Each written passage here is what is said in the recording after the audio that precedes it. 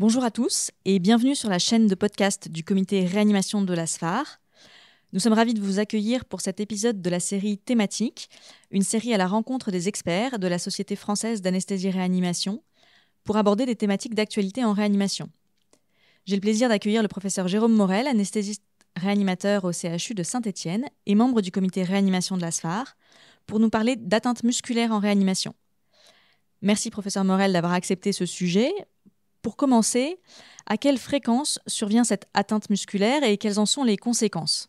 Bonjour Léa, bonjour à tous. Merci de m'avoir invité pour parler de muscles en réanimation. Je pense que c'est extrêmement important d'avoir des thématiques autour du muscle puisque, comme on va le voir, c'est extrêmement fréquent, que ça concerne tous nos patients, quelle que soit notre discipline ou notre sous-population de patients de réanimation. Alors à quelle fréquence les patients sont atteints d'atteintes musculaires en réanimation? Eh bien, ça dépend du type, ça dépend du patient. Ça dépend du type de patient. Mais on sait que pour les patients les plus graves, notamment les patients en choc septique, les patients en SDRA, eh bien, l'atteinte neuromusculaire est extrêmement fréquente avec certaines incidences qui rapportent des incidences autour de 100%. Ça va dépendre aussi de la définition à laquelle on va donner pour définir cette atteinte neuromusculaire. Mais ce qu'il faut retenir, c'est que plus le patient il est grave, plus le risque est important. Et une fois que cette atteinte est présente, quelles sont les conséquences lors du séjour en réanimation de présenter une atteinte musculaire ? Alors, les risques de présenter une atteinte neuromusculaire en réanimation tournent autour d'une augmentation de la durée de sevrage ventilatoire, parce que les muscles respiratoires vont être atteints, des risques d'échec d'extubation plus importants, une augmentation de la durée de séjour, une augmentation de la mortalité en réanimation et une augmentation du risque de présenter des troubles de la déglutition, puisque les muscles de la déglutition sont eux aussi atteints. Et donc, le risque, c'est que le patient ait du mal à déglutir ou fasse des fausses routes et donc complique son séjour. Au-delà du séjour en réanimation, y a-t-il des formes plus tardives d'atteinte neuromusculaire ? La réponse est oui, puisque le patient ne va pas récupérer ses capacités musculaires en sortant de réanimation. On sait qu'environ 30% des patients vont avoir une atteinte neuromusculaire en sortant de réanimation ou en sortant de l'hôpital. Environ 30%, c'est le chiffre qu'il faut retenir. On sait qu'environ 6 mois après, il y en aura encore 15 à 20%, et qu'un an après, il y en aura autour de 10%. Mais là encore, ça va dépendre de la façon dont on va définir cette atteinte neuromusculaire. Mais les patients de post-réanimation vont avoir, pour un certain nombre d'entre eux, une atteinte neuromusculaire et qui nécessite de la diagnostiquer et qui nécessite une prise en charge probablement spécifique. Justement, comment est-ce qu'on peut diagnostiquer, rechercher cette atteinte neuromusculaire des patients de réanimation ?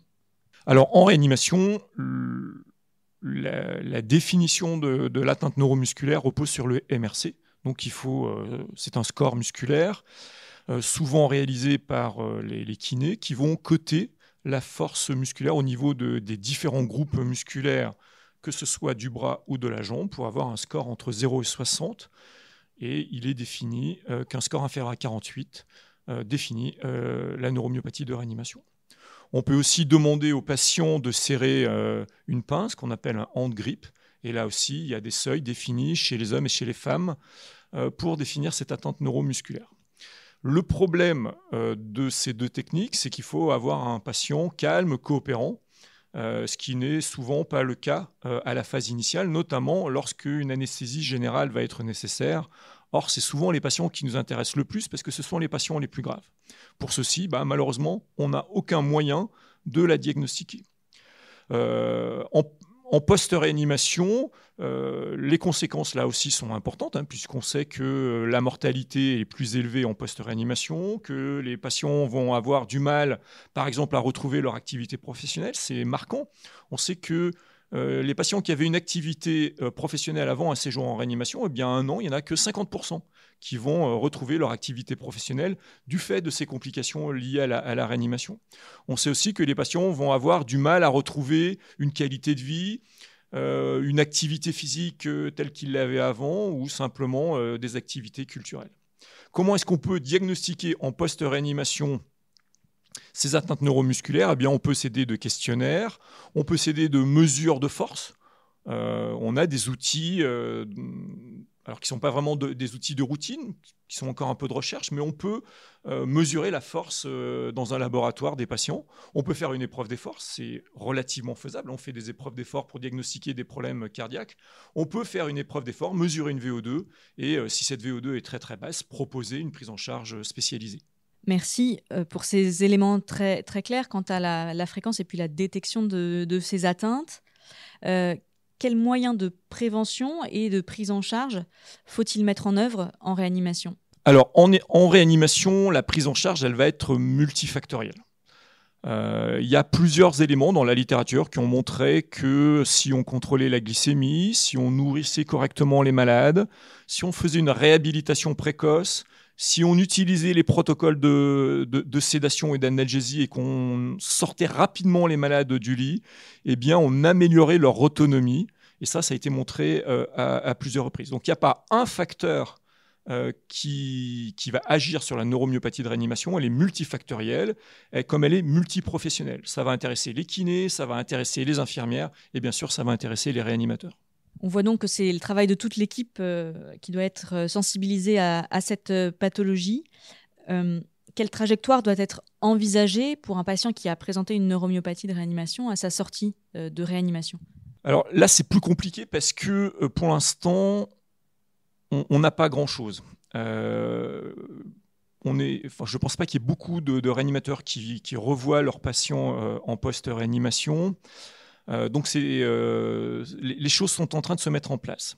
Il me semble quand même indispensable de revoir un certain nombre de patients en post-réanimation car nous avons la compétence pour diagnostiquer un certain nombre de choses et nous sommes sensibilisés au fait que nos patients en post-réanimation peuvent présenter des désordres neuromusculaires.